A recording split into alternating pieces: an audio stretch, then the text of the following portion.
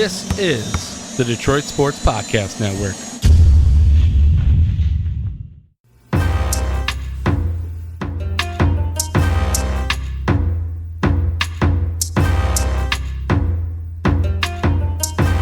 Welcome in on a Monday, August 18th.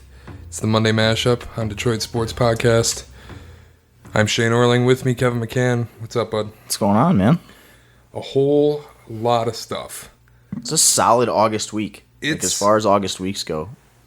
About as good as you could expect. Right? Or hope for. Yeah. I would think. Some news this morning just made me wonder what year I was in when I woke up and saw Shams Charania tweet that the Lakers were looking into Dwight Howard and there was mutual interest. It's the Andre Dawson Geico commercial, whatever commercial it was, where they pull him out of the Ivy, and he's like, what years? Yes, seriously. When I tell you that I woke up this morning and I read the tweet and then I had to triple check the timestamp to make sure I wasn't being duped, I am not even kidding when I tell you that. I think this is, in one of the dark times in American history, this is the exact comedic relief that we needed, is Dwight Howard back in a Lakers uniform. Dwight Howard or Joakim Noah. Like, mutual interest from all three parties. Like, I need a dual workout on film of those two going at it for the final roster spot in LA. I'm so excited for all of the tweets, for all of the videos to come out of these practice studios, for all of the Lakers fans on Twitter, on all types of social media, trying to convince me that Dwight Howard and Joakim Noah... The Lakers fans on Twitter saying it was only 5 years ago that Joakim Noah finished fourth in MVP voting. I wanted to tear my hair out. 5 years ago in the NBA is a really long that's time. That's a career. That's a career. It was an entire career ago that Joakim Noah was marginally a superstar. Not really one, though. It's only been 8 years since Derrick Rose won MVP, right? folks. Only That's it. 8. Just 8 years. I'm just saying. And 5 knee surgeries ago. Joakim Noah, to me, is not a good NBA player anymore. Bro, he airballed 5 free throws last year or something like that. He can't hit the rim on a free throw. I think for a guy with his skill set, who's basically just big, can rebound... He can kind of pass. He's an okay passer. He was a good finisher, but anymore it's no, he's no lift. He has a blonde beard. Dude, you had about as good of a run as you could expect. You finished top 5 in MVP voting at one point in your career as a that type of player. Joakim Noah, I don't even know if this is low key. Probably a basketball Hall of Famer. 2 national championships at Florida helps get him in. Who isn't a basketball Hall of Famer? If they separated it and had a pro basketball Hall of Fame the way they should, no freaking chance. But, he's probably, a 4 or 5 time All-Star? I'll look it up. 2 national championships. I bet Joakim Noah gets in.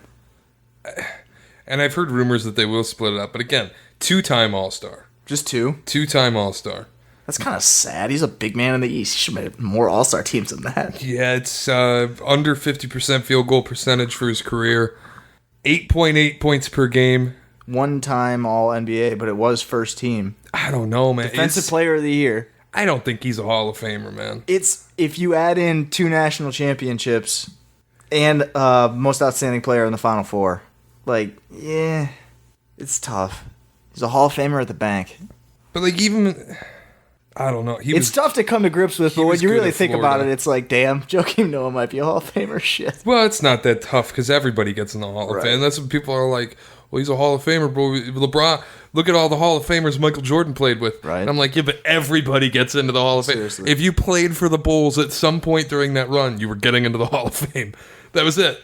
Or coached. It's not like the NFL. Played, coached, executive, you'll get in. The NFL is the only Hall of Fame I give a shit about anymore because it's the only one that actually respects how difficult it should be for a player to get in.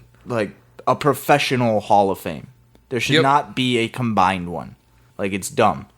I don't know why they do it, but Tom Izzo should not be in the same Hall of Fame as Kobe Bryant.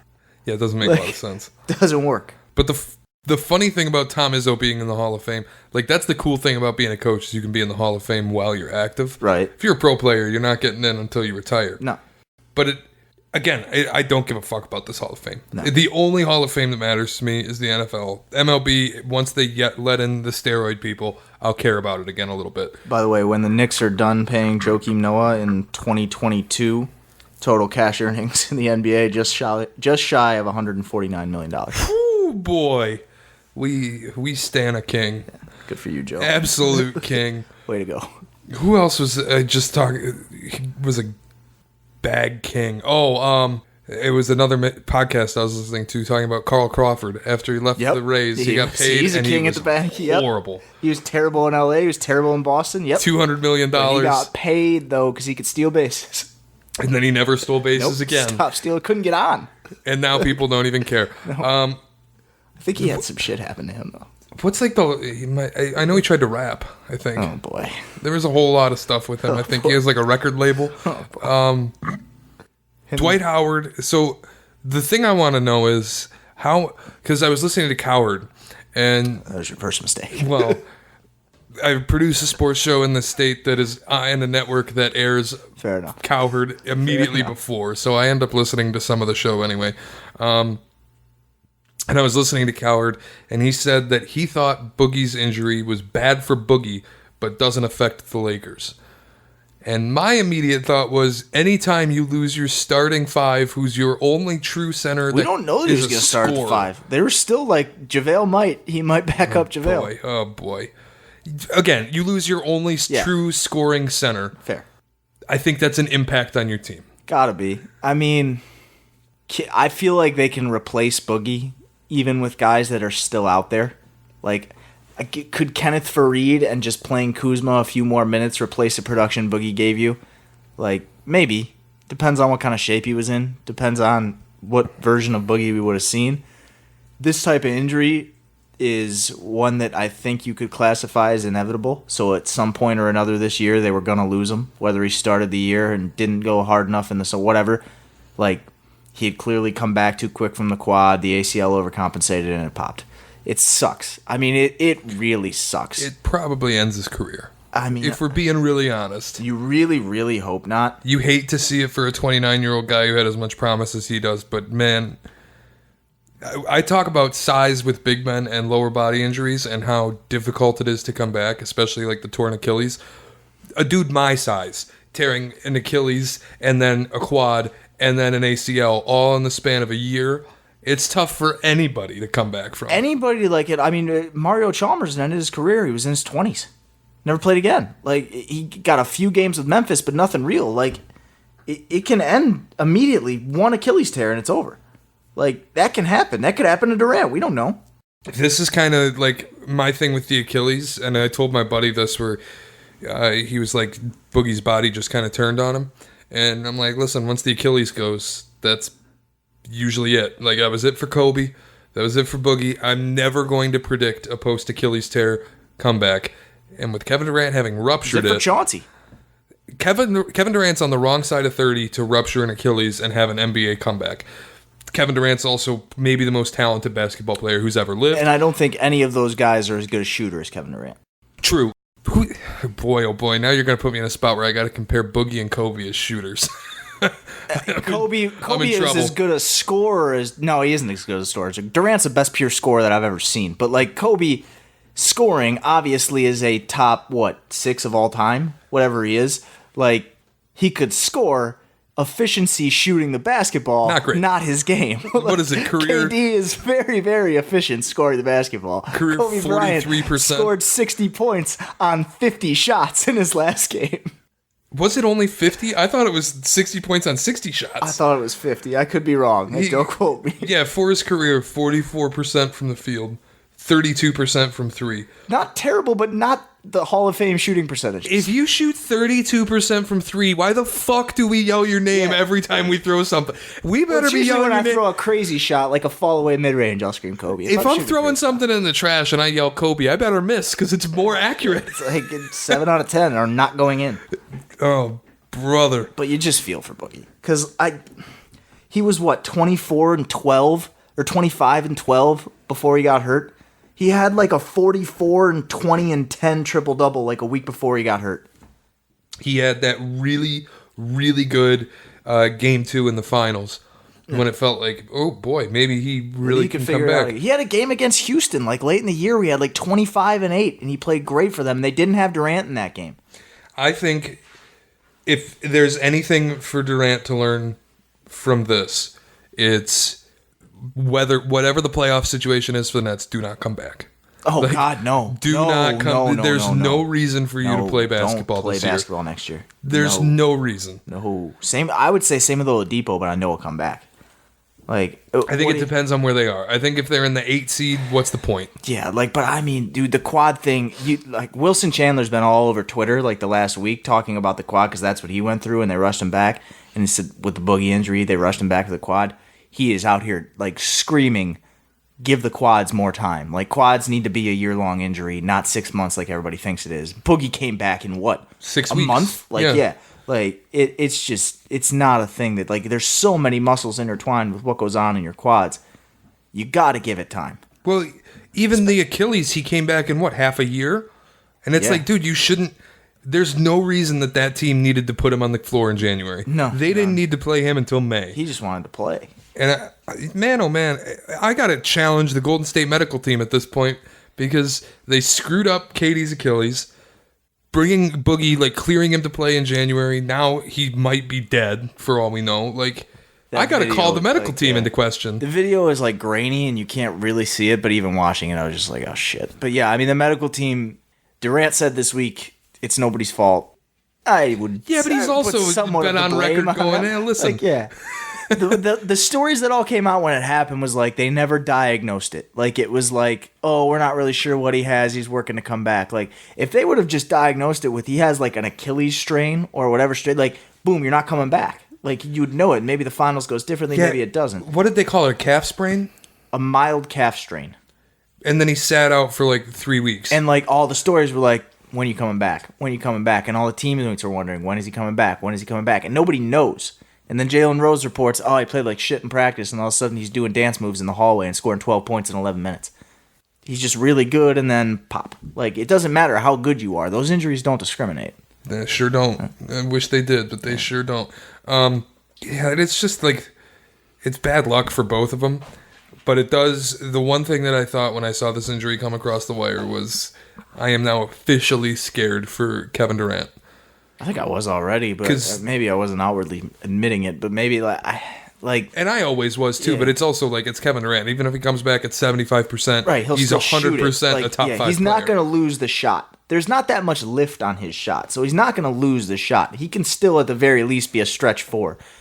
But like to be a really effective stretch 4 that's not explosive, you probably have to put like 15 pounds on and start setting better screens. And he can't. It's not like it's a tear either. It's the rupture. It's pop. And that's the injury that makes me, because I think you lose a lot on athleticism. His handles might fall off a little bit. The shooting, as you said, will stay because he doesn't lift. He's like LeBron, where he just kind of allows his body to rise. He's already 7 feet and he shoots above his head. And hardly leaves the ground. But I do worry that like this turns into something else. And then very quickly we just see Kevin Durant is out of the league by 34. God, that would suck. Which is not at all what I ever anticipated. There was that part of me that, like, when he went down in the finals, was like, we'll never see him again. Like, we'll see him again, but we'll never see the version. He was going insane against Houston. Like, he was so good. He was playing the best basketball I'd ever seen him play, and I'm talking include the Rucker Park video. He was absolutely balling. We were on these podcasts talking about who, like, Kawhi and Kevin Durant are making their claim to be the best player on the planet. All I wanted was that in the finals. Those two going head-to-head, and we got 11 minutes of it, and it was electric. It was incredible. Like, he was going nuts in that Houston series, and in the first round against the Clippers. He had 51 when they were putting 3 guys on him. And people forget that, like, what he did when he was in Oklahoma City was also incredible. And, I mean, like, one MVP? Right. Yeah. And but, like, people like to slander him because he was in Golden State, and they love to rip him apart, and, like, they didn't need you. He was, what, 23 when they went to the finals? Like, he was 23 years old. Something like that. With 2012, he came into the league in 2005. He was 24 years old-ish. Like, he's not... Name a 24-year-old right now leading a team to the NBA Finals. Like, Giannis couldn't do it. Giannis is the only one I could say. Is he 25 next year? I think so. There isn't Those are things that don't happen. Like LeBron in 2007, KD in 2012. Those things don't happen. Those players don't exist. Just those two. Like, it's them. It's like Magic back in the day when he could do it as a rookie. Like, those guys don't come around that often, and we just lost one, and that sucks. To add, like, one other thing to that is Michael Jordan couldn't get his team out of the first round when he was 22 years old. So, yeah, for KD to take his team to the finals. I saw it. That was another one. We talked a little bit about the All-Decades team. Michael Jordan being on the All-80s Decades team is nothing but stat padding because he didn't do shit in the 80s. Like, Isaiah wasn't on the team. Dumars wasn't on the team. Like, those guys won a championship and went to a bunch of conference finals. Michael Jordan couldn't get out of the second round. Why the hell? It's just points. So let's wrap up Lakers, and then we'll do the 2K All-Decades teams. I do think we'll get... But the Lakers, really, I think this impacts them and their ability to punish small lineups. I think you said that earlier this week. I don't know how much LeBron can play point guard if they have to put Anthony Davis at the 5, where he's apparently really doesn't want to play, to the point that Kyle Kuzma tweeted, "I'll play the 5." No, the fuck he won't, Kyle. Kyle Kuzma just wants to get his game off. Like, that's all he's worried about. Did you watch the Team USA scrimmage against Spain? No, dude, he was terrible. He was so bad. They won, though, right? Yeah, they won. They got beat by, like, a G League team, and everybody was like, oh, they're fucked, and then they beat Spain. They won, but not because of Kyle Kuzma. Oh, no, I'm sure. Kyle Kuzma was very, very bad. So I think Jason Tatum had a big dunk or something, right? He sure did. Oh, boy. Watch out. Getting excited. His floor awareness looks like it has improved a lot. You want to do 15 seconds of Ben Simmons summer video talk? No. So there's another one this week. No. I did see it, and I was like, dude, please, I would love to see you even attempt that turnaround jumper off the right block in a game against NBA caliber competition. And that was 15 seconds of Ben Simmons summer video talk. I was absolutely fucking floored. It's every year. It's 3 straight years. People are like, look at Ben Simmons adding versatility to his offensive game. I'm like, he fucking dunked the ball 8 times, which we already knew he could do. He had an assist, and he did 2 fucking turnaround fadeaways off the right block. Left-handed shot. What the fuck are you talking about? There's no added versatility. If he tries that shot in an NBA game, he will miss 100%. If he even tries it. That's what I love to hear, the people that are like, he's going to make those this year. I'm like, he didn't even take those last year. What do you mean he's going to make them? He didn't even take them. I was laughing. And that turned into a minute of Ben Simmons video talk. All right. Like, I keep wondering what the ceiling is for the Lakers, and I guess we'll just have to find out when they play. But I do think LeBron is going to have to... I know he wants to play point guard. I know the Lakers want him to play point guard. I think he's going to have to be on the wing, and they're going to have to go with a more traditional point. They have Rondo and my guy Alex Caruso. Like, sure. I don't think you can play him at the point because I don't think you can push Kuzma or Danny Green to the 3. And Danny Green could probably play the 3. I mean, in a sense, he could defend it for sure. And if you're just running him around, depends on who you play with him on the wing. Like, Avery Bradley and Danny Green is a scary wing defensive lineup, but neither of them does anything on offense other than shoot. Is Avery Bradley even that scary defensively anymore? I still think he's I would say he's a plus. I just want to make sure we watch out how we talk about it, because I don't want to make people I don't want people thinking he's Pat Bev. No, God, no. He was, but he's not. Yeah, no. But I mean, he's fallen off since he left the Celtics. That's without question. He wasn't that great on defense in Detroit. It's interesting. It's almost, but even when he got back to Doc, he still It's almost and he's like been hurt. It's almost like Brad Stevens is a witch doctor when it comes to guards. Well, maybe, but Avery Bradley was a hell of a defender under Doc. Sure, but like when you get to Boston, Isaiah Thomas, he turned Isaiah Thomas into a not complete. Well, he was still negative, but he was able to hide. 5'6". He should be negative. He was able to hide the flaws of Isaiah Thomas's defense, which there is no other. So now that the people have heard, my dog is in the studio because we tried to put him in the crate and he wouldn't shut the hell up. Out. So we got him hanging out with us. He did good right up until that. He hadn't barked at all. I barely even heard him. Yeah, he's getting a little restless. He'll be all right. He's good. NBA 2K all-decade teams. I have to pull them up if you have them in front of you. I think Jordan being in the 80s team is fair. Because I just don't like it because he didn't win any. I didn't like Moses Malone in it either. Does 89-90 count as 80s? I don't think so. But the Pistons won in 89. So if it doesn't count, then Jordan was a 5-time All-Star in the 80s. If it does count, he was a 6-time All-Star in the 80s.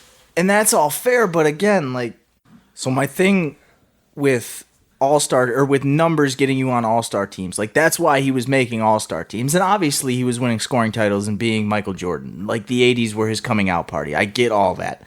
But he didn't win shit. He couldn't get past the second round. And I just think that a championship and then another one the next year, I know it wasn't in the same decade, but how many conference finals the Pistons keep going to in the finals? They lost to the Lakers in the finals the year before. Like, in my very unbiased opinion here, obviously, Isaiah Thomas should be on the 1980s team. Michael Jordan should be not, and you could, or should not be, and you could consider taking Moses Malone off and putting someone else on too. McHale being on it, I guess they won a bunch of championships. I guess Kevin McHale's one of the best power forwards of all time. Sure. See, I would have been okay with McHale not being on it. I don't know why I can't find a page that has anything other than the 2000s and the 2010s. He's the lowest rated of the 80s. Like, their ratings, because it's 2K, so it's like Magic's 98, Bird and Malone are 97, Jordan's 96, and McHale's a 95. I feel like Jordan's got to be on the all-decade team because the dude averaged 37, 35, and 32 in 86, 87, and 88. Again, though, if you go back and watch an 80s game, like, all they do is come down and run a play for one guy every time. Like, that's how basketball was back then. You come down, you run one play for one guy to score. Your team had a score, everybody else did something. Like, Adrian Dantley was averaging 30 in the 80s. Right, but, like, the other thing is you can only have 5 players in the starting lineup. Fair. The thing for Isaiah, it's tough. Somebody's got to play in the same decade as Magic. He's one of 2 people since 1990 to have a 900 assist season. And one of 3 people ever have a 1,000 assist season, Isaiah Thomas. But again, somebody's got to play in the same decade as Magic. That's fair. I get it. Like, he did beat Magic for a championship once. The weird thing here is... And they got robbed in Game 7. He should have beat him twice. The weirdest thing to me about this team is there's no real center. No, there isn't. And my problem with the 90s one is that there should be 2 real centers, and there isn't. And Scottie Pippen shouldn't be on it, and David Robinson should. Yeah, I agree with that 100%. Like MJ, obviously, no question. Hakeem, no question. Scottie Pippen. How'd the Bulls do when Michael wasn't there? Like, not great. And even when he came back, they couldn't get past the Magic that 1 year. 2 years. Well, only 1 year for him. They couldn't get past the Magic the other year without him. Scottie is a phenomenal role player and one of the best Robins in league history. But he's a Robin. Robin does not get on the all-decade team. Yeah, it's like, no. The sidekick should. That's like Kevin McHale being on there with Larry Bird. It really shouldn't have happened because it's not a thing. Kevin McHale is to Larry Bird what Pippen was without to Jordan. Without question. And it does seem. My thing is, like you said, there's absolutely no way that you do a '90s all-decade team and you don't include Shaq. You can't. I'm sorry. Like him or David Robinson. It's one or the other. And I think Pippen should be out. And like, I would struggle because I think I would want to put Hakeem, David Robinson, and Shaq all on the list. But Hakeem didn't beat win. Shaq. Well, yeah. And he also is Hakeem. Yeah, that's true. But he has to be on it. He does. Yeah. But like then... And I guess you have to have Shaq on the All-2000s team, but if MJ's on 2, we're talking about the most dominant player in NBA history. We all agree on this. It's Shaq. No doubt. Couldn't stop him. No one. Like, most physically it's dominant. Like the one NBA take that every NBA fan will not Former struggle. Player, everybody. Shaq is the most dominant player in history. There was no defense. He should be on as many All-Decade teams as Michael Jordan. And I think, like, you can make the argument LeBron shouldn't be on the All-2000s. But I think it's a tough argument to make, but it's an argument. It's an argument. You could, I mean, again, my bias is going to show here, but the Pistons made 6 straight conference finals in the 2000s. They went to 2 finals. They won a championship. They almost won 2. Like, maybe the 4-time defensive player of the year in the 2000s, a guy who was like a 4 or 5-time All-Star in the 2000s, like maybe Ben Wallace sneaks on there. Just because the 2000s were such an era of defense. In the starting 5, that's the thing. Like, Ben Wallace was really good. It's tough because Shaq and Tim Duncan are there, so where are you going to play Ben Wallace? Ben Wallace like, he'd have to replace one of them. He should be a rotation player on the All-Decade team. I'll take that. For certain. I'll take it. He should not be on there over Shaq or Tim Duncan. Yeah, that's why. Like, if you could take LeBron off and put him on somehow, but you can't have all 3. The biggest thing I struggled with this one is, and maybe this is my bias is going to show, where the fuck is Kevin Garnett? Yeah, that's a tough one. Like, but again, Kobe should it's the Tim Duncan If it's thing. me, Kobe should come off this list and Kevin Garnett should go on. Kobe off in the 2000s? Either won okay, 4 titles. I'll replace that. Allen Iverson should come off the list, and Kevin Garnett should go on. Don't slander Allen Iverson. I'm not slandering Allen Iverson. I'm not slandering Allen Iverson. Who's higher in the top 50 all-time players? Kevin Garnett or Allen Iverson? Kevin Garnett's a top 20 all-time player. Allen Iverson isn't. He's more fringe than KG. Allen Iverson just might be the best pound-for-pound scorer that ever lived. Kevin Durant. Allen Iverson weighed 165, but Kevin Durant is amazing. Allen Iverson is all in his, plus the culture. Like, Allen Iverson in general just, like, meant so much for the NBA. They made a dress code rule because of him. Like, they made him cover up his tattoos. He had too many. Like, there would be no arm sleeves. Look at an NBA game. There's 13 players. All 13 of them have an arm sleeve on. There would be no arm sleeves. Like, Allen Iverson is just such a cultural movement and was such... There has never been a... Can you name another player on the 2001 Sixers? I can name a few, but I guarantee you most casual fans can't name another one, and they went to the finals. They were the 1 seed in the East, and he was 6 foot, just carrying a team, averaging 30 a night. Was Eric Snow on those teams? Yes, that's another one. A very young Rajah Bell. Like, there were some other ones on that team, but most people cannot name anybody else on those teams. Shout out to Derek Coleman. Kevin Garnett had 9 consecutive seasons. I understand, and you know I don't want to, like, down talk Kevin Garnett. Of a 20-point double-double. And he broke the record for most 30-point games in a row until Harden this year, right? Like, yeah. So, again, like, KD is KD. But Allen Iverson was 6 feet tall. And I know, like, I do think one of them should come off and Kevin Garnett should go on. And it's not even because he was in Boston and won a title. It's literally him and Tim Duncan, to me, are the 2 greatest power forwards of all time. You could take Bron off and put KG on, I think. Kind of. Like, it's a forward position. It's tough. It's a tough argument to take LeBron off this list, but... He's technically a forward. You'd be swapping. He's also apparently technically the lowest rated on this team. So yes. If you're gonna take somebody off, I'll take LeBron off before Iverson. My thing is, like, I'm not putting Kevin Garnett ahead of LeBron on an all-time list. So I can see LeBron staying there, and I get the decade issue, but, like, KG is ahead of Allen Iverson. I can't do it. And he's real close to Kobe. He's my favorite player of all time. I can't do it. It's tough. I think if you really go back and look at it, like what KG did, if he weren't playing in Minnesota, where they literally got docked draft picks because they couldn't get the fuck out of their own way tampering. Shout out to Glenn Taylor. If he didn't get drafted to that shithole organization, and then he didn't tear his knee into pieces in 2009 in Boston, how many rings does he actually have? Like, this is a player who in any other situation could have 5 or 6. He said the biggest mistake I made was not getting out of Minnesota faster. Like, if I'd have gotten to Boston 3 years before, could you imagine what we could have done? I think that was the quote. If he doesn't tear his knee open, if he doesn't blow up his leg, they probably three-peat. Like, that's a realistic thing. It's tough because they only won 1. But they're not losing to Orlando if KG's leg isn't exploded. That's fair. I mean... And then if you have KG at full health against the Lakers in 2010... I don't know if they can three-peat. Like, that's so tough because they didn't win 2 of the 3. If they had won 2 of the 3, I'd tell you, no doubt they'd repeat. Okay, but they didn't win 2 of the 3. Could they have won 1 more? They would have got... Let me put it this way. If his leg doesn't explode, they're going to all 3 finals. They don't lose to Orlando if his leg doesn't explode. That's fair. And, well, they lost to Cleveland, didn't they? Oh, maybe they did get bounced by Cleveland. Either way, they're not losing to Cleveland either. Right. If KG's leg doesn't blow up, they're not losing to Cleveland. Right. They're not losing to Orlando. They're going to the finals. Right. So I'll give you that for sure. What are you going to do? And in the 2010s, everybody's in a tizzy because Dwight Howard's on the list. Name a better center in the 2010s. Like, if you have to have a center, I just don't know who's better. And he's a 93 overall.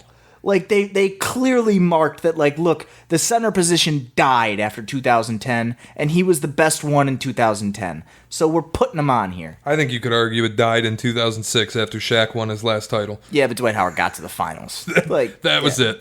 I think... And like we talked about it a little bit before the show, I think the center didn't have that much to do with that finals in 06. That was Dwayne Wade averaging 35 a night for 6 straight games. Dwayne Wade shooting 97 free throws in a 5-game series. Dwayne Wade was unreal.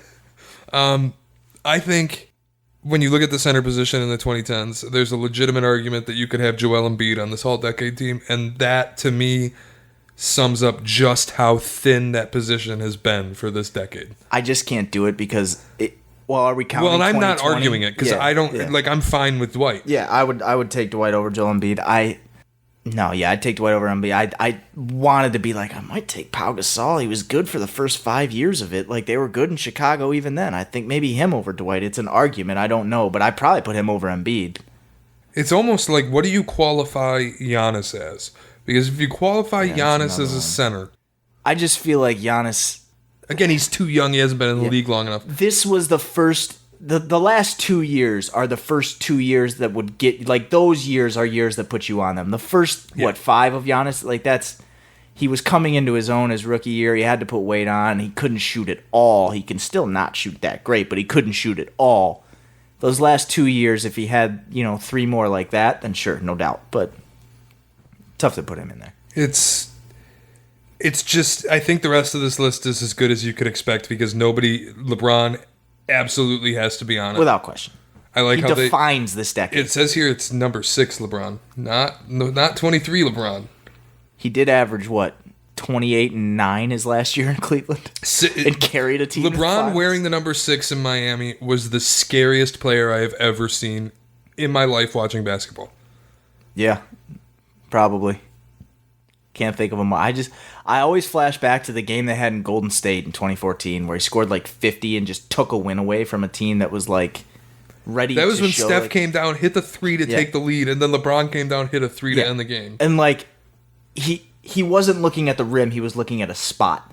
He was like, I'm going to get right there and I'm going to shoot. And he wasn't even looking at the rim. He's like, okay, I'm here now. And he shoots, and it's just like, holy shit, he knew it was going in before he was 5 feet away from where he was going to shoot. He knew the shot was going in. I flash back to the game everybody flashes back to.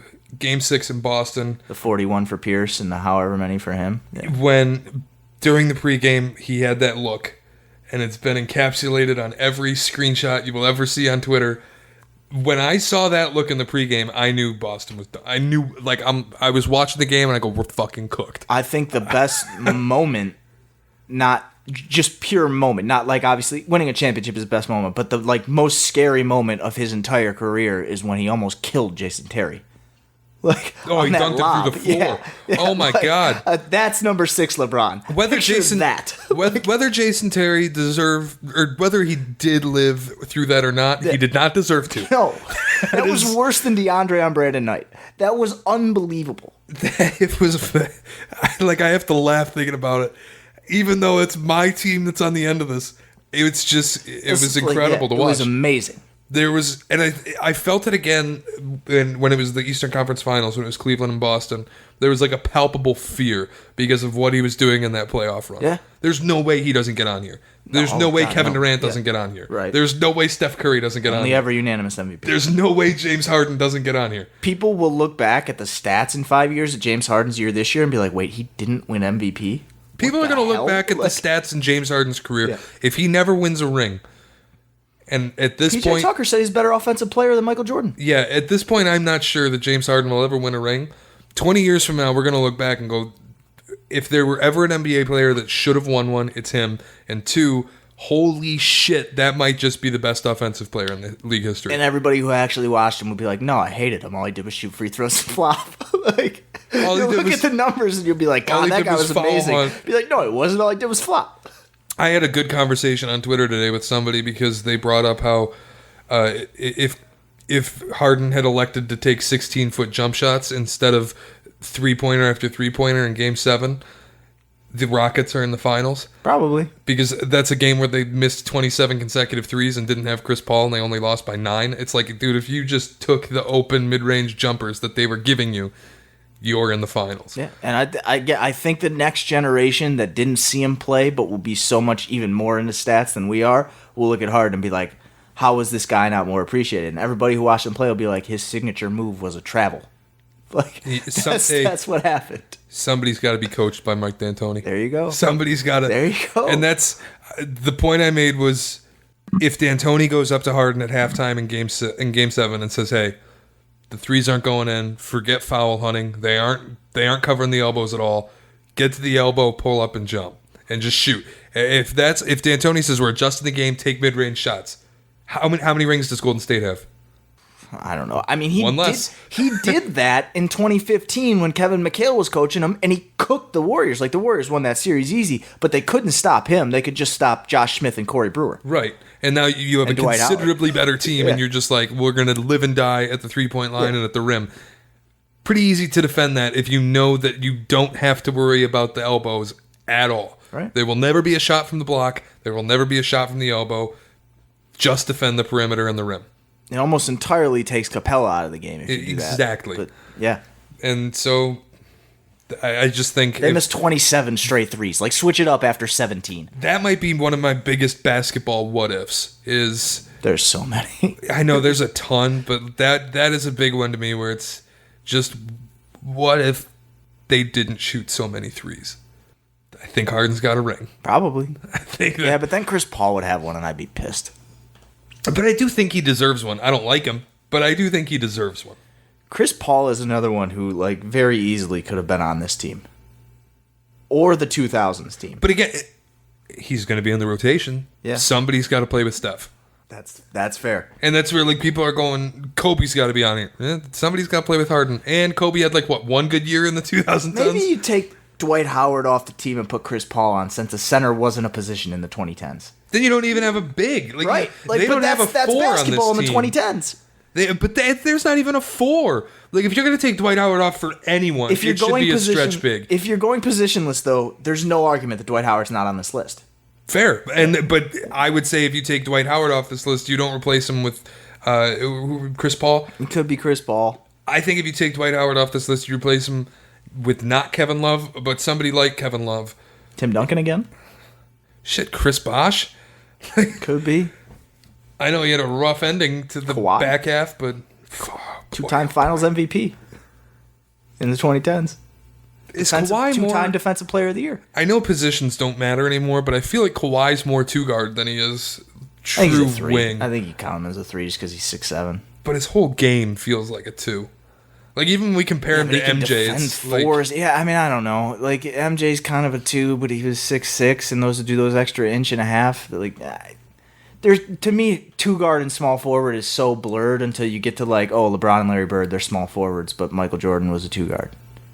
I'm like, LeBron's like a 1 through 4 pretty much his whole career. He's been a 1 through 4. He was a 1 through 5 for a little bit. Yeah, for a very short time. But giving LeBron James a position and, like, people being like, he's the best small forward that ever played. I'm like, I don't like. Well, and that's the funny thing about when the Lakers are like, we wanted to play point guard. Oh, you mean exactly what he's been doing for the last 20 years? He's not playing point guard. He's just a dude who has the ball. Like, what are you talking about? We want Draymond Green to play point guard. You mean do exactly what he's done his entire career? Like, you want Draymond Green to play point guard? He'll have 9 turnovers a game. Like, you don't want that. You just want him to walk the ball up the floor. Yeah, like. That's all it really is. So that's why it's like, as much as I say I don't think LeBron can play point, what I mean by that is I don't think he's going to be the floor general on every trip down the floor. He's never going to be Chris Paul. Yeah, like, he's not Ricky Rubio. Like, what are we doing with this idea that he's going to walk down and set up a pick and roll? Like, it's not going to happen. But he's going to have the ball on the block, and he's going to have the ball on the wing and do whatever he wants with it. He's going to take the inbound pass and walk the ball up. Exactly. The same thing he's been doing since 2003 when he entered the league. Really quick, 15 seconds on the Los Angeles Chargers. They're absolutely cursed. That sucks, Derwin James, man. I don't think we jinxed him. That can't be our fault. I don't think it's anybody's fault except for the fact that he wears that uniform. That's a tough one. Joey Bosa. You said Los Angeles. I definitely would have said San Diego. It's a good thing you queued this. I had to think about it in my mind. Dude, I had San Diego Chargers. I had to deliberately force that out. But it is Joey Bosa had this. Like, I just think they are so if your name is cursed. Bosa, you're hurt. Hunter Henry. They every single year. I thought going into this season. Antonio Gates retire yet? Oh, is he still playing? He might. I don't even know. I think he played last year. I think my thing when I saw that he went down was, in retrospect, and it's not like I made a list for every player, what every team who can get hurt, Drew who Brees, can't get hurt, another San Diego Charger. what injury is going to kill you. Obviously, in the NFL, if you lose your starting quarterback, you're dead. It's a tough one. Phillip Rivers, if he went down, the Chargers had no shot. Unless you're the Giants. If I had to pick one other player for the Chargers that could not get hurt, it was Derwin James. Yeah. Or whoever the backup running back is, because they're going to need him. Austin Eckler. Yeah. But running backs can get hurt. Todd Gurley got hurt. They went to the Super Bowl. Running backs can get hurt. I'm saying, like, he's the backup. their guy already isn't there. I'm out on running backs. Backup running backs can't get hurt or you're screwed. But you got backup running backs. When your backup running back's Austin Eckler, you basically have 2 starting running backs. My thing is, third guy. It's the guy Greeny loves. I hear about get up all the time. So he went to Northwestern. I'm out on running backs. There's just super one. replaceable. You're only an amazing running back to me if you can catch the ball too. Yes, You have to be able game. to do both, and you kind of have to be able to block at least a little. At least be big, so like a linebacker can't just run right through you. Antonio Gates did play last year, and it doesn't say that he's still playing, so maybe he did retire. He's probably just skipping training camp. He'll sign after training camp. Who knows? The Brett Favre approach.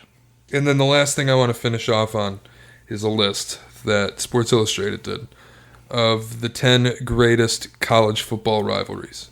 And I shouldn't say greatest because they didn't say greatest. They said the best. The best college football rivalries. Oh, no, they did say greatest. Sorry, never mind. I lied. We're on it. Sorry, I can't read. Here we go.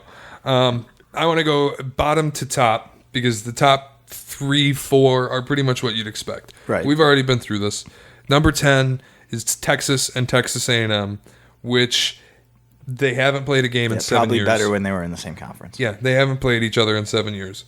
I don't know when this rivalry is going to come back. I don't think that you can put that on the 10 greatest rivalries list because it currently doesn't exist. You know who cares about football in Texas? People in Texas. You know who else does? No one. Like the other thing about Texas football, I think people outside of Texas care about the Longhorns. I think SEC fans care about A&M. I think Texas residents care about the Houston Texans, they care about the Dallas Cowboys, and they care about their local high school team. Yeah, I feel like UT's probably pretty big. Sure, but the thing I want to stress is I think high school football is probably bigger than college football among people in Texas. It's massive in Texas. Everybody knows. You seen Varsity Blues? Like, come on. Like, they build, like, I want to say, like, it's bigger than 20,000 seat stadiums. Like, they build massive high school stadiums in Texas. Like, yeah, it's like gigantic. It's an industry. Yeah. They're on TV every weekend. So my thing with Texas A&M, I just think and we'll get to what rivalries I think are better than the ones on this list. Mm-hmm. There are ones I would keep. There are ones I would kick off. This one and the next one are 2 I would remove. Number 9 is Pitt, West Virginia, which... When's the last time Pitt or West Virginia was relevant? Like, West Virginia went to an Orange Bowl how many years ago? Well, West Virginia had Will Greer. Yeah, West Virginia's coach just left for Houston. Like, he just left to take the Houston gig. The Geno Smith days were good. Yeah, like, Owen Schmidt was really scary back when Rich Rod coached West Virginia. Who the hell cares about Pitt football? Pat Narduzzi. My guy. They beat Clemson. Come home, Pat. That's the one thing they've got going for them in the last, decade? They beat Clemson. They had James Conner. He was good. Like, the other thing about Nathan Peterman. This is another rivalry that they haven't played each other since 2012. It's been 7 years. If you haven't played each other in 7 years, I don't care about your rivalry It's probably anymore. A pander pick. Like, they had to throw something from that part of the country. And it's not like the Michigan-Notre Dame, Michigan State-Notre Dame, where they took a 3-year break from a storied rivalry and then brought it back to tons of fan hype because fans were like, listen, we got to play this game. Yeah, why don't we have this game? Nobody's nationally, nobody is clamoring for Pitt and West Virginia to play each other in football. No. Which is an issue that I have with one of the other games on this list that deserves a spot in the top 4, but who really is clamoring for it anymore. Number 8, which I think should be higher, is Mississippi State and Ole Miss.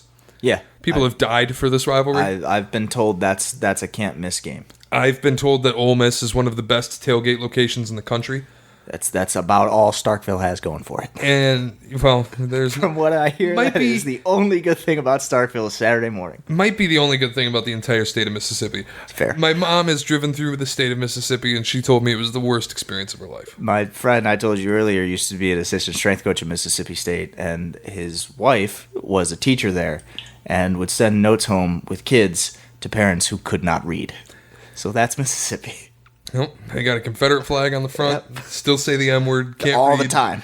It's very tossed around liberally down there. It's 2019 in the rest of the world. It's 1867 in Mississippi. If you ever seen Mississippi Burning with Gene Hackman, I've only seen it because my dad would fall asleep on the couch watching it repeatedly. It's still like that. Pretty good. Hasn't changed.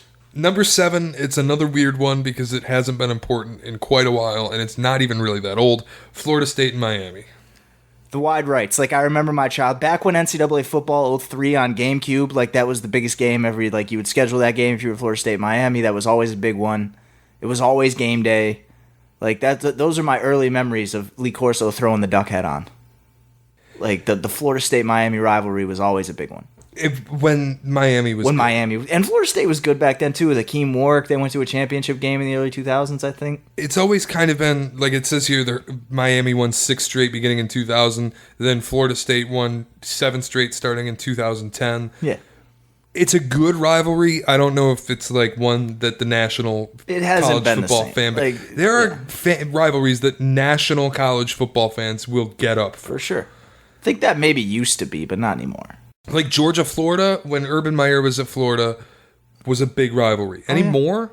Is it probably coming back a little? Like, I mean, Florida was good last year. It's the SEC East Championship almost every year.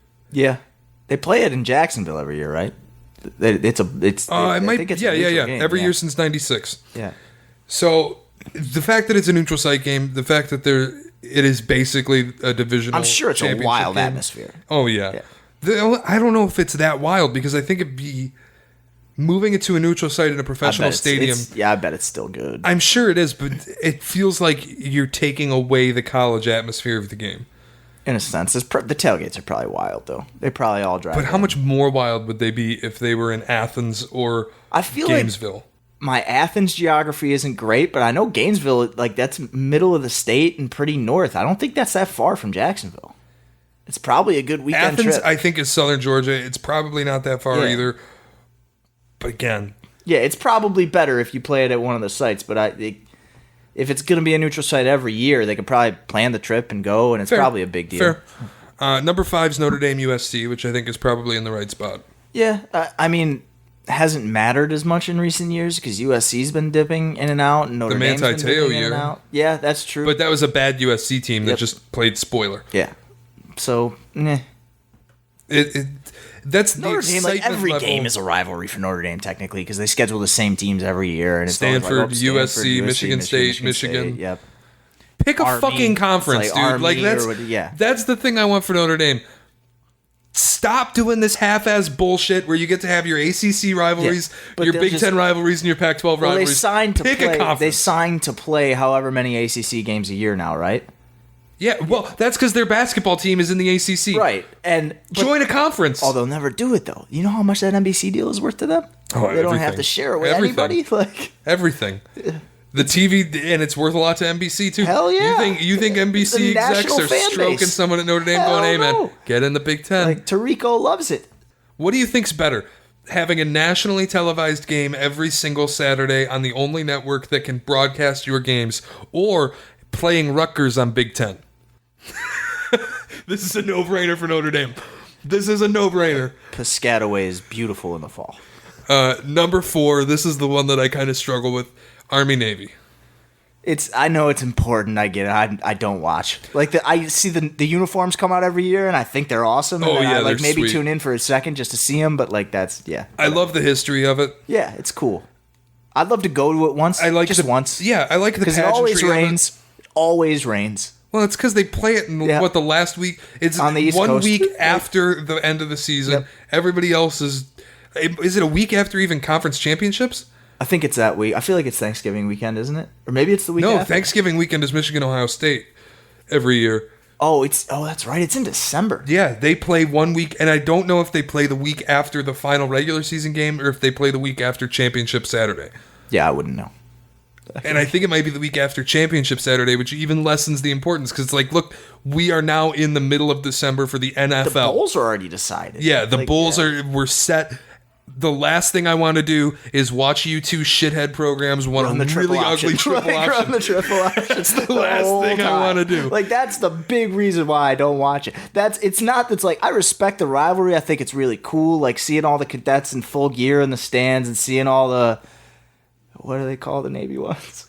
I just know they throw Either 6 one, passes a game, dude. They don't I throw the don't need to ball. fucking watch that. I can't tell who has the ball. I don't like it. I can watch the next game, which is a fucking light show every year. Texas and Oklahoma. Oh God, that's 50 to 56. The Red River Shootout. Yeah. Oh, we can't call it that anymore. Red River Rivalry now. It's Can't not call the it the Red River Shootout. It's still a friggin' Red River Shootout. It'll always be. It'll always. Just like Oklahoma State. We ever going to stop calling it Bedlam? Because of no. Do we have to stop? Is that problematic? It will be one day. It will be one day.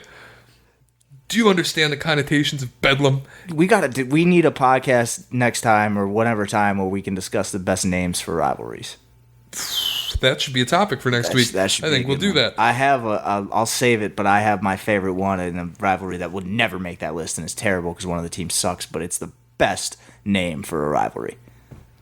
I'll save it. I'm interested. That's a good tease. It's a radio trick, folks. Number 2, this is sure to piss some local listeners off because it's not number 1. Ohio State and Michigan. I think the reason it's not number 1 is because you can't get out of your own way and actually win a game. Right. But if you had won a game, like, other than the 1 year when, who was the coach? Luke Kuechly was the coach of Ohio State. That's the last time you won a game. Yeah. I can't remember what the guy's name was Who was for the life of me right now. Was it freshman year Braxton Miller, or was it that Polish guy? No, because Terrell Pryor, I got to look it up now, because Terrell Pryor was gone. Yeah, he was in the supplemental draft, and then it was... Tressel was out. I think it was freshman year Braxton Miller, but he didn't start the season. It was like Joe something, and he was number 14, and it was a Polish name, and I can't remember his name, but he was trash. What year was that? My sophomore had been 2011 season. Was 2012 Urban's first year? Was his first year they went undefeated, but they couldn't play in the Big Because Ten 2013 was Michigan State's championship.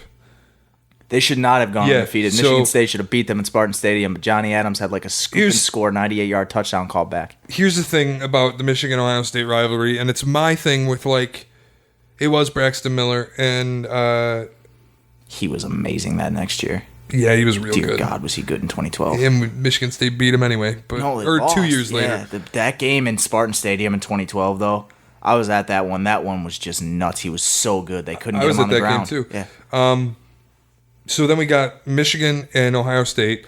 The only time that Michigan has beaten Ohio State in the past 15 years.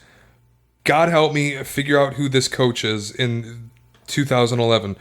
But you won by 6 points over a team that had every single sanction you could possibly imagine, had their quarterback tossed from the university, had their head coach removed, was Scholarships taken away. was ineligible to play. They won that game, and it got them the Sugar Bowl, and I don't think I've ever been more pissed off in my life when that happened, because Michigan State trounced them that year. Oh, yeah, when Michigan...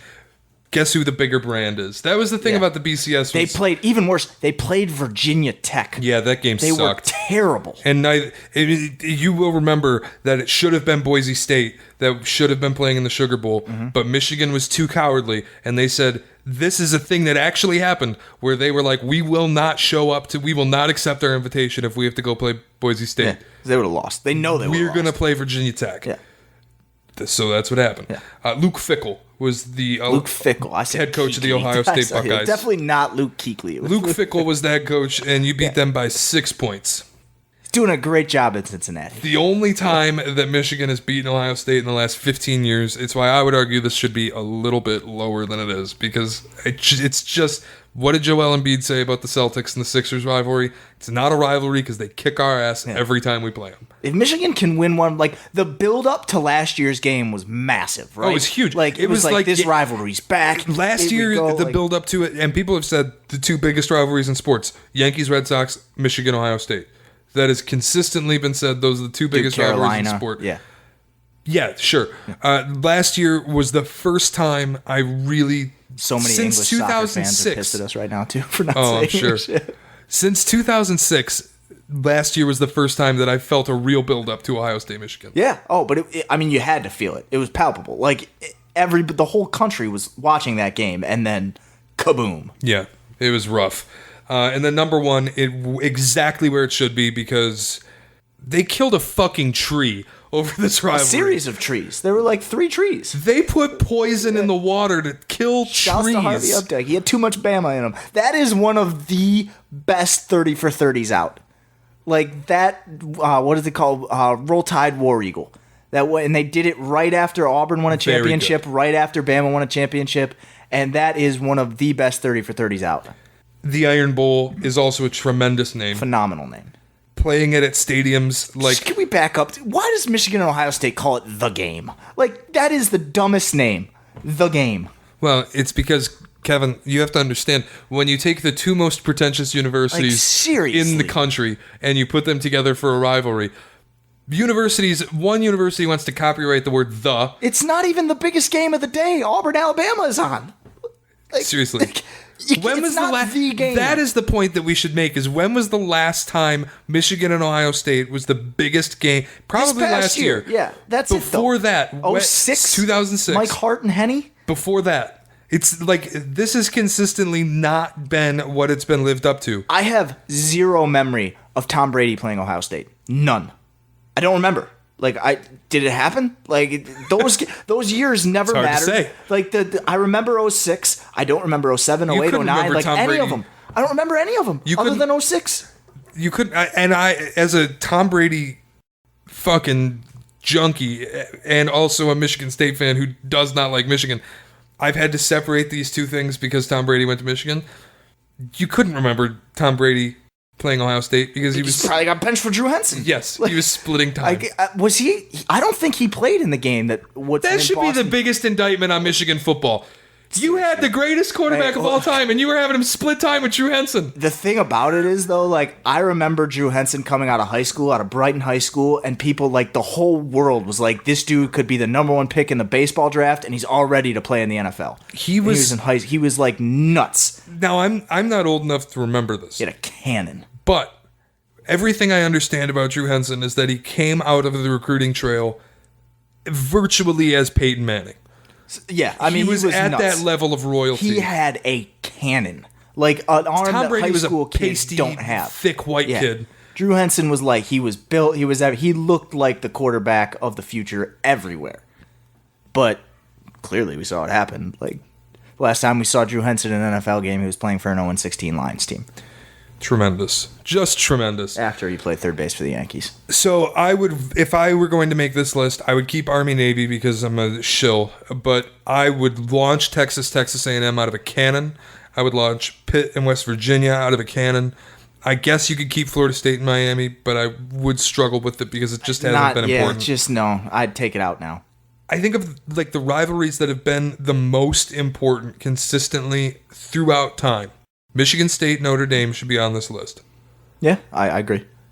Michigan State, Michigan should be on this list. Also agree. Because I think as rivalries go, there has been no rivalry more determinant of who's going to win the Big Ten and who's going to than Michigan State has, and Alabama Auburn. I don't think. Yeah, I would. Those two I think have had the most importance for postseason. I think there's maybe two other in-state rivalries in the state of Alabama and the state of Mississippi that can match that one. Like, those are the only ones that can come close to matching Michigan and Michigan State for the in-state pure hatred between two teams. Like, those teams, I'm sure, like, Oklahoma and Oklahoma State is big, and I'm sure the other one's big, but, like... I'm trying to think of one. Yeah, like, Oklahoma State was the one. Obviously, Texas A&M is on that one, but I just don't think those fans hate each other as much as Michigan and Michigan State fans. Like, that is pure Texas hatred. and Oklahoma hate each other. But that's out of state. Oklahoma State... Do they hate each other to the extent that Mississippi State and Mississippi or Alabama Auburn? Michigan State and Alabama Auburn. Like, I don't think they do. But I don't know. I'm not from Oklahoma. I don't like the California rivalries. I don't think you can't have a rivalry in California. Nobody cares in California. The other good, I would say, if you're going to rank in-state rivalries, Alabama Auburn's number one. Yeah. Mississippi State Ole Miss is probably number two by default. Michigan State would be number three. I would say the fourth best in-state rivalry is Washington State. Is that a good one? The Apple Bowl? Is that what it's called? I think it's the Apple Bowl. It was a huge game last year because the Washington State Cougars were actually good. It was probably really good in the 90s, yeah. Cougars, Wazoo, Pullman, shout to Pullman. That's probably a good one. It's back now, too, with Leach and Peterson. But, like, what else would there be? Arizona State's not... No. USC, UCLA. Florida State was good for like Tebow and Winky and those. Not that they were at the same time, but those particular years. it was like Grossman versus Winky. I don't even know. But like The other thing is, like, a lot of these states are, people forget, these states are big as fuck. Like, USC Stanford is a rivalry, but they're 6 hours Stanford apart. Cal's bigger. Because they're close. Right there. But like Stanford USC it's a Pac-12 rivalry. They're 7 hours apart. What do they call a game in Oregon and Oregon State? They got a good name for that one too. I forget. I don't care anymore. It's not yet. I know it's past. The moment's past. The beauty of Alabama Auburn, it's a trip up the freeway. Clemson, South Carolina hates each other a lot. Yeah, but Clemson has wicked fucking they've been tailgates whipping too. the shit out of them too lately. Like that one's not that big, but Alabama Auburn's a trip up the freeway. Mississippi State, Ole Miss is a trip up the freeway. Michigan State is literally 90 miles apart. It's 45 minutes. Like, it's if you're going quick, you can get there in 45 minutes. I've done it plenty of times. The proximity, allowing both fan bases to be at any event, no matter where it. Like USC Stanford, you're not making the trip. No. If it's in USC and you're a Stanford fan, you're not making the trip. It's a long drive. You're not doing it. Yeah. Michigan State fans are nuts. We go to the desert to see them play Arizona State and lose to Herm Edwards. I knew they were going to lose that game. I knew it. Nobody goes there and wins. The Big Ten has never won a game in Arizona State. Especially if you agree to play a night game. Yeah, you're an idiot. Yeah, it's 1 o'clock in the morning. Like, but I do like the country gets lost. I think because we are fortunate enough that all of our professional teams are right here. Our two premier college teams that have premier programs in both football and basketball are 45 minutes apart. Mm-hmm. The only other place that you can say that exists in the country is Duke UNC. And they got 4 schools. Could you imagine like Tobacco Road in the early 2000s? When everybody was good?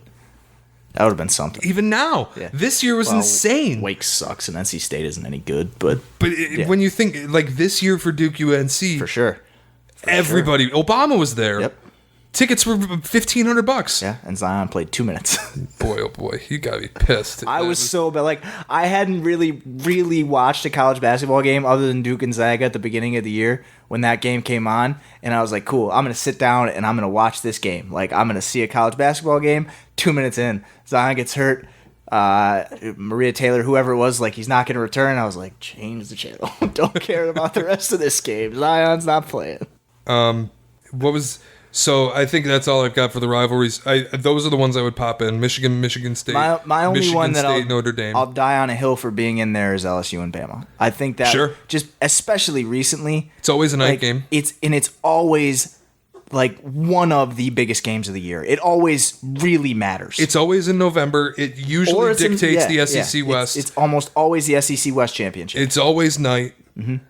I've got no problem. Yeah. The only issue is LSU hasn't had a quarterback worth a fuck in like 10 years.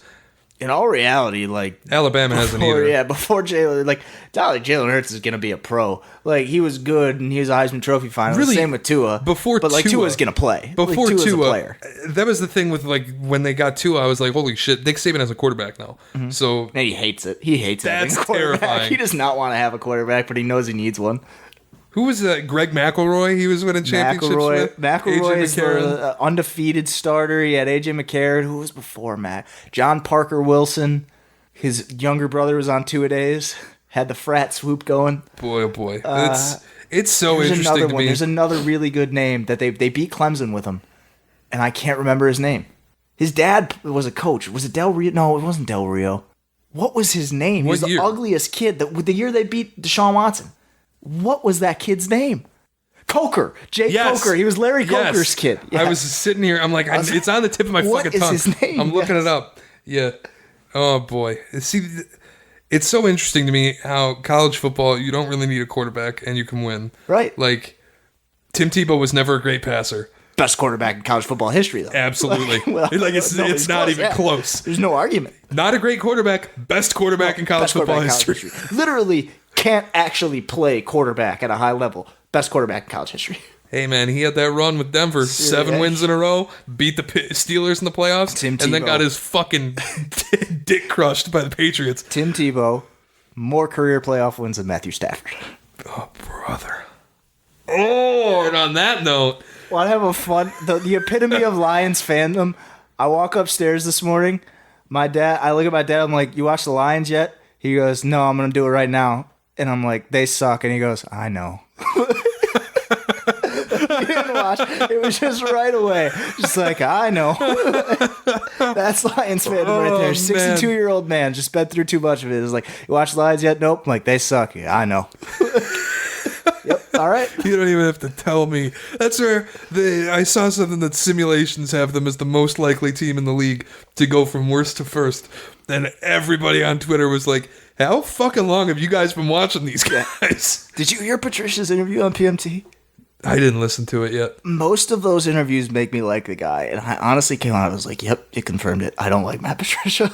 He's just kind of a prick. I heard there was something that, like, Big Cat PFT made a joke about the Lions versus the Browns in the Super Bowl, and there's like something about the Lions in the playoffs. Big Cat was like, "Oh, really? The Lions in the playoffs?" Yes. It was like PFT was saying, "When are you guys going to get to the playoffs?" And Big Cat was like, "The Lions, the playoffs?" And Patricia was like, "All right, guys, I think I'm done here." Yeah, it's like, take the fucking joke, you man. You know what it is. Like, you're the Lions. You know you coach the Lions, right? Like, you're a joke. You've been a joke forever. You can not be a joke if you win. I hope you do. I would love to root for a team that isn't a joke. All I know is rooting for a football team that's a complete joke. So I hope you win. But, like, you have to understand you're still the butt of the joke. Like, that hasn't ended yet. It won't ever end. It won't ever end. I pray to God it does, but I don't have any hope. It won't end this year. No, they suck. Tell you that. It won't end. They're not good. And I do think that Sean Watson made that look so easy yesterday. Like, one drive just went down like boom, boom. Hopkins on a slant, touchdown. I do think that, and again, it's preseason, so I can't take too much out of it. I do think they are the most likely team that was in last place last year to be in first place this year. Because more about the division. All the other last place teams got worse, and we're in the one like wide open division. Oh my God, I have to. If you have not, did you see the video of Mitch Trubisky trying to throw left? Oh boy, I don't even want to. Oh my God, I have to find this video and shout out whoever. I've been on a hill of defending Mitch Trubisky because he needs to develop for far too long. I'm getting off the hill. Shout out to @ParkerLewisJR, whoever the hell you are, who tweeted a 2-minute video of all of Mitch Trubisky attempting to throw left and just wildly missing every receiver every time he tries to throw left. It is unbelievable how bad he is at throwing to his left. Oh my God, I'm watching this right now. He misses him every time. It's the all-22 angle, and he misses it every single time, and they're not even close. I'm like, how can we not beat that guy? Like, he cannot throw the ball to the left. Oh my God. It's 2 minutes of him trying to throw the ball to the left, and he can't do it. I'm taking you all behind the curtain. I'm retweeting this right now. @Norling Shea, I've taken you behind the curtain. It's amazing. This is fucking terrible. He can't throw left. I laughed for like a good 2 minutes. I was like, he really is not going to complete a single one of these. Oh. They're wide open. I remember against the first game against the Packers, I saw him complete a throw to the left, but that was the only one I've ever seen him complete. He can't throw left. That is the weirdest. It's almost mental. It's got to be mental at this point, right? Good thing Twitter's open. Shams just tweeted, Grizzlies are granting the Lakers permission to speak with Dwight Howard. Oh, boy. Great. It's happening. All right, on that note, that's all we got for this week. Have a better week than Dwight Howard. We're going to name some rivalries next week. Can't wait.